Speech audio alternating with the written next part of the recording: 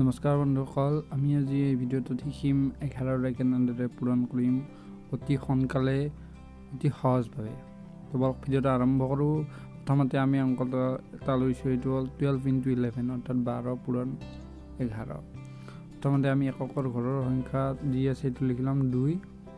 তাৰপিছত একক আৰু দশকৰ সংখ্যা দুটা যোগ কৰিলে আমি পাওঁ 3। তাৰপিছত সংখ্যাটো হ'ব 3 আৰু শেষত যিটো সংখ্যা থাকিব এইটো বহাই দিলে আমি পাম 132।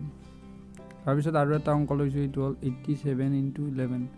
এককৰ ঘৰত আছে আপোনালোকে দেখিব যে 7, এইটো বহাই লৈ একক আৰু দশকৰ সংখ্যাটো যোগ কৰি দিম, এইটো 15 আমি 5টো বহাই ল'ম, 1টো আমাৰ হাতত থাকিব। চ' সেই 1 আৰু 8 হ'ব 9।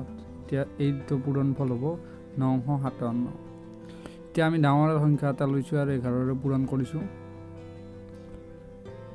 এককৰ ঘৰত 3 আছে, তাৰপিছত দশকৰ ঘৰত আছে 8 আৰু 3 যোগ কৰিলে হয় 11ৰ 1টো বহাই 1 এটা হাতত থাকিব। তাৰপাছত আকৌ আছে 3, অৰ্থাৎ 8 আৰু 3 যোগ কৰিলে হয় 11 আৰু আগত হাতত 1টো এতিয়া 12 2 আকৌ হাতত 1 এটা থাকিব। তাৰপাছত আছে 5 আৰু 3 যোগ কৰিলে 8 থাকে 9, তাৰপিছত বহাই ল'ম আমি 9। এনেদৰে আমি এটাৰ পিছত আন এটা সংখ্যা যোগ কৰি গৈ থাকিলে গোটেই পূৰণ ফলটো পাই যাম।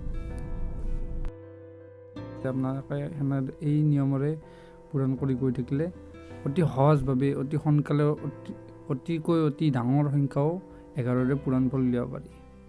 তো ধন্যবাদ বন্ধুসকল ভিডিঅ'টো চোৱাৰ বাবে। এনেদৰে ভিডিঅ'সমূহ পাই থাকিবলৈ আপোনালোকে চেনেলটো